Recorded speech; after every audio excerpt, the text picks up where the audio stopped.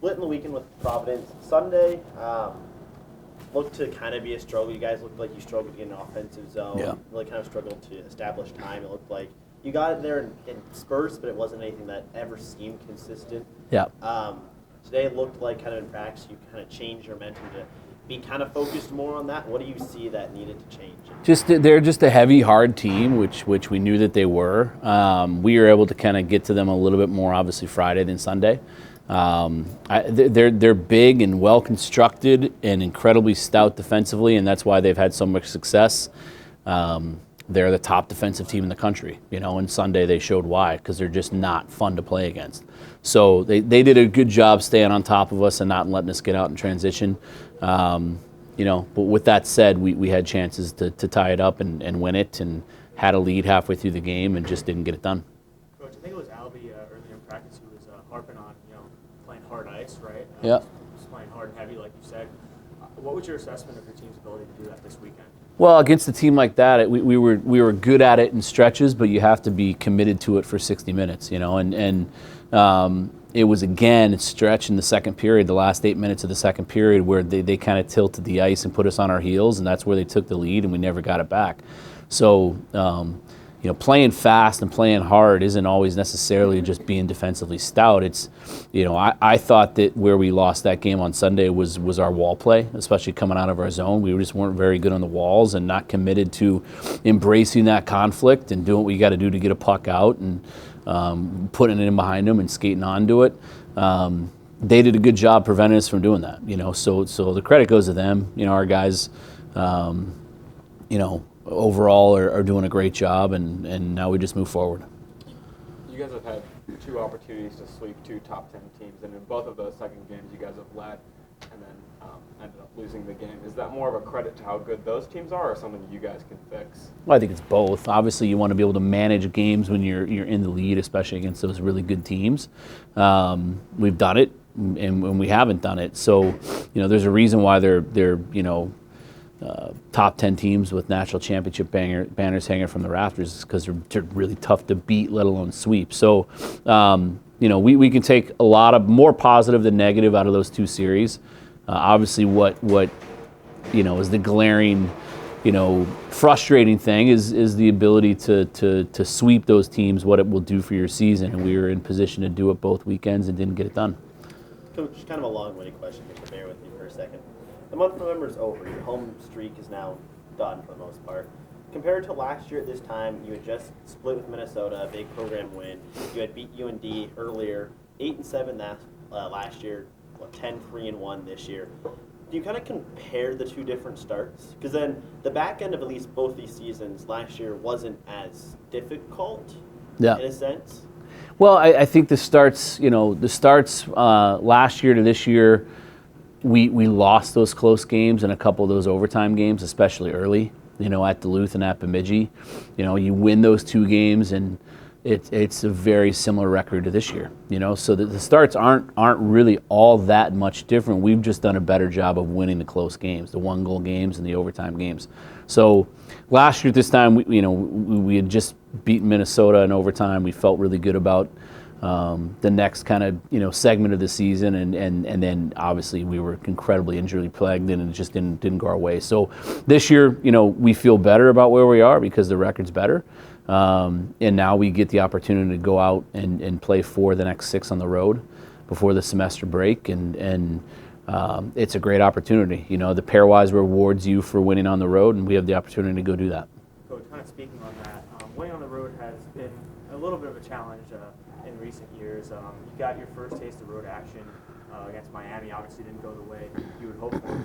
What do you think the factors are, some of those struggles? I think last year was really our first year where we weren't really good on the road. I mean, we've in our successful years, we've been very good on the road because you had to be. We had very few home games. And then, COVID year, you can kind of just completely wipe out. But last year we just didn't get it done. We lost a lot of close games on the road. We had a young team. We had the 5th youngest team in college hockey. I think that had a lot to do with it. This year we have a much more experienced team and a veteran group of guys that have been in every situation with a guy like Gratz and Chambers and Tabakin, guys we brought in, and then certainly the guys that have been with us have gone through a lot of experience to hopefully get it done in situations like we're going to go into this weekend. Speaking of Tabakin, saw him at practice. Just an update on him. Do you think we'll see him? We expect him to be good to go. Yep, we expect him to be good to go. Bouncing off that, looks like Hopper did practice. He is just completely a maintenance day. He's an old man. He needed a day's rest. Goaltending wise, you've talked about the split between TJ and Gibson. Does this look like a series where you can maybe get Gibson Homer in? Yeah, I mean, again, like I always say, it's going to go game to game. You know, I mean, TJ has been really good for us, you know, since Denver. You know, and has done a really good job. He did a great job with the Friday Sunday splits. He gave us a chance to go 4-0 in those games, and certainly our team scored 1 goal for him. So when you get 1 goal of run support, you're probably not going to win. Very rarely are you going to win. So he's done his job. Gibby's looked good in practice. He's ready to go. We believe in him, and we'll see what happens. Coach, something you've been harping on all season long is puck management, right? Usually one of your areas to improve, but looking at this whole season, how do you think that area has progressed? It's been good in stretches. It hasn't been nearly good enough if we want to be a tournament team. You know, I mean, when you get a lead, you know, you have to manage pucks and you have to manage the game. And you know, I mean, Sunday, we're up 1-0, and that was where it all started. We had you know, older guys turn pucks over multiple times in a shift, and it put us on our heels. And then we got through it, and a couple big saves, and then send out another veteran, you know, group, and they turned pucks over, and then it ended up in the back of our net. So it's understanding when to just live to fight another day. You know, and you have a lead and you want to manage pucks. It doesn't mean you stop playing. It doesn't mean you stop skating. It doesn't mean you stop going hard. But you have to know when to pick your spots and when to make a play and when not to make a play. You know, and that's where I think, you know, in some of the games where we've blown leads this year, where our guys have struggled. Last one. Can kind of revisit this again in the new year, but now that you're through what could be most of your ranked opponents, I know UMass is doing really well. Same with Cornell. How does this latter half of the season really affect how you have to play? Because if you want to be a tournament team, you really can't afford to drop many of these games. So how do you almost change that mindset when you're playing teams that aren't ranked? Yeah. But they're still, as you've talked about, being independent. Well, yeah, and it's a fair question, but the honest answer is from the start of the year, you know, when we played Arizona, it was we need to establish our identity no matter who we play. And we truly believe that. It doesn't matter who you play. The schedule's a schedule. We have to play it, win, lose, or draw, no matter where we're at from a pairwise standpoint. But we still control our destiny in every way, and we're still in a really good place. The pairwise will correct itself. We just have to continue to stack wins. And if we do, no matter where we play or who we play, we'll be where we want to be, and that's in the tournament at the end of the season. Coach, kind of want to talk to you. Power play this year has looked really good, at least compared to last year. Power play coach, no? Yep. Okay. What has kind of went into the start change this year? I just think it's always personnel. Like if it was the coach, then it would be the same every year, right? You know, you do the same thing. You have kind of the same structure, the same mindset, same details. I just think this group is you know, done exactly what they're supposed to do. They're finishing plays. They're doing what they're told for the most part. We try to let them be as, creative as possible within a structure. But it all comes down to them. They've done a good job. They've scored a lot of goals. Years, you know, it always fluctuates year to year. It fluctuates month to month, but they've been successful and they've done a good job. One of those guys you've kind of elevated, Anthony Dowd this year, he's kind of went up to maybe your top power play unit. I know Power said there's really no top unit, but you've elevated him up there. What did you see kind of about his game that looked good in the power play? Well, we've watched him play for, you know, four years. You know, when we started recruiting him a long time ago, and then eventually when we got him to come here. He's just smart. His head's up, and if your head is up and you're surveying what's in front of you, then it makes the game easier. And I think he does a great job of that. He's always looking. He's not looking at the puck. So for people that are watching hockey, want to see a good hockey player, where are their eyes when they have the puck? If it's up in the air and they're looking around, then they're usually pretty good. If it's looking at the puck, then they're going to struggle. You kind of talked about letting them be creative on the power play, right? Within a structure, of course, but does allowing them to be creative, does that create any challenges at times? Absolutely. The more creative they get, usually the more mistakes they make. So you want to allow them to make a play when it's there, but you also have some principles that we put in place where they need to do certain things if certain things happen. So it's a fine line. It's frustrating at times for them and for me and the entire staff, but you kind of want to balance it out. I will say that when we do have meetings, it's usually just the 5 guys on each unit with me in my office. We listen to some music and we relax, and it's more of a what do we want to do this week as opposed to you guys are doing this. It's more of a collective group think kind of thing, and I think they appreciate that. Even with how good the power play's been this year, you guys struggled a little bit this last weekend. Is that all that is? Is it an anomaly, or is it something you can fix, or something you saw that caused for some of that struggle? Yeah, I thought we were actually really good. I think 2 of the power plays on Friday were cut in half or cut down to 10 seconds. So if you look statistically, we only really had about 4.5 chances to score. I think we still created a lot of chances. It's just a matter of when the puck goes in and when it does or when it doesn't. If you look just specifically at numbers and stats, then you're going to be frustrated with it because you're failing, 70 to 80% of the time, right?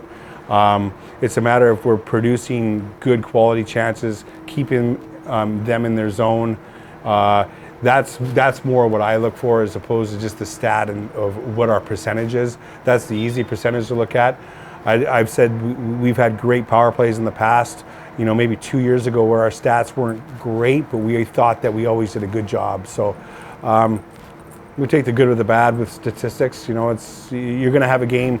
Like I think when we go 1 for 9 this past weekend, I thought we looked pretty good. On the entries, we could have cleaned it up a little bit as we did on Saturday, but we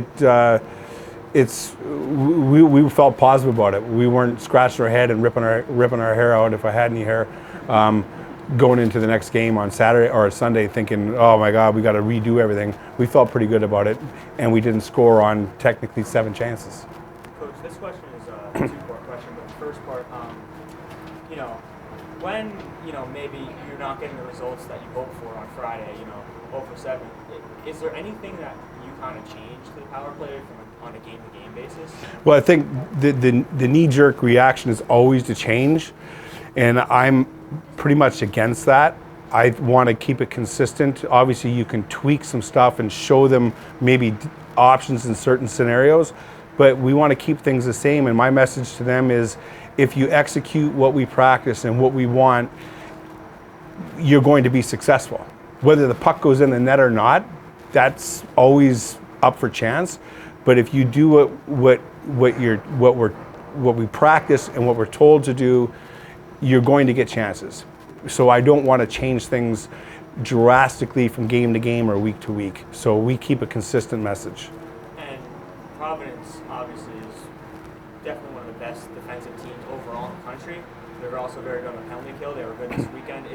What did you guys kind of take away from that, going up against one of the nation's best penalty kills? Well, it was a challenge for us. We knew that going in, and we figured, if we could get 1 goal a night, we'd be successful. As Friday night, we didn't get one, but as it turns out, we won the game. And Saturday or Sunday, we do get one, and we don't win the game. So we took going into that as a challenge of knowing how good they are and how structured they are and how hard they play, that we needed to try to get one a night, and we were able to get one on Sunday. But like I said, if it all comes down to just scoring goals, the game we score, we don't win, and the game we don't score, we win. So you tell me what how that works. Coach, I kind of want to ask on the penalty kill. Last year it looked really good. This year it's statistically a little bit worse. However, eye test, it still played all right, not as good. What have you kind of seen on the penalty kill that's kind of been, it feels up and down throughout the season? I think we've been actually really good on it. I think every mistake that we've made in kind of a new way of teaching it, every mistake that we've made has ended up in our net. Quite frankly and honestly, there's been a few where it could have been saved. But I think they're doing very well. I think Dana's done a good job with them. I think it's just, some new bodies, some new players, and new coach kind of sending his message. And I think they've been really good, and I think we're only going to get better moving forward. Last one. has had a lot of praise for the entire coaching staff, and it seems like he was giving you guys more freedom. You felt like you've done closer with the players this season compared to prior seasons, or? No, I've been with Greg now for almost 11 years, and nothing's really changed with my relationship with him. He lets me do what I want to do within some parameters. We've always had the freedom to, whatever we're in charge of, is to go ahead and do the best job we can with it. And I don't think anything's changed. With the new guys, you'd have to ask them as far as what it was like for them in the past. But I think our staff is working very fluidly together, and we're just going to keep getting better. There was some moments in the first couple of weeks where we're trying to figure out exactly what to do post game and pre game and all that, but everything's been ironed out, and we're cruising now. Back to Colorado College, I think you scored your first goal Yep. there last season. Just what's the thought mindset going back there? I mean, same thing, like shots for opportunity. We know they're hard, fast, so we got to pick up our pace and, high elevation. So we're ready for it. We've been preparing, and we're looking forward for the weekend. What can you take away from Providence this weekend, I guess from both days, that you can kind of apply not just to Colorado College, but going forward in the big picture? Yeah, every team's hard and fast. Obviously, they brought their physicality towards us, and we know what to do to fix that. I know Colorado College is going to kind of play the same way, so we've been preparing in practice for that. So we're ready to take it on. How does your mindset kind of change? You've been home for the entire month of November. Now you're finally going back. Finally, but you're back on the road. How does that adjustment work? Obviously, road games are huge for us as an independent school, so we're excited, honestly, from, kind of step away from Arizona and go somewhere else. But no, we're excited. These games are important, and every game's important, so we take it like every weekend, hard and fast, and we're excited. You're only 3 losses this season. You guys have led in all of them. How can you fix that up and kind of clean that up so you're not giving up those leads? Yeah, I mean, I think it's just our puck touches and just like our systems in general. Playing hard, playing fast, staying to our identity, and I hope that will carry us through. Colorado College is a team that you personally have played at for the past 2 years, and you touched on it a little bit. But from your perspective, what kind of program is that? What can you say about the team up there? Yeah, they're fast, they're strong. We played against them the past 2 years, so we're not expecting anything different. Like, they're going to come fast, strong, and we're ready for that. And we want to beat that, and I think we can. So we're excited. Now, Ethan, you've been on the team for a couple of years now. What are some of the differences that you've seen last year, and similarities and differences that you've seen from last year's team to this year's team, looking at where you guys stand after Thanksgiving? Obviously, our record's a lot better this year. I think that's from a whole team buy-in into our identity as hard and fast. And obviously, last year we had a good team as well. But I think this year, from top to bottom, graduate to freshman, everyone's bought into the same thing, and we have each other's back. So we're really excited for this year. And obviously, we've had a good start. So we're going to continue doing that.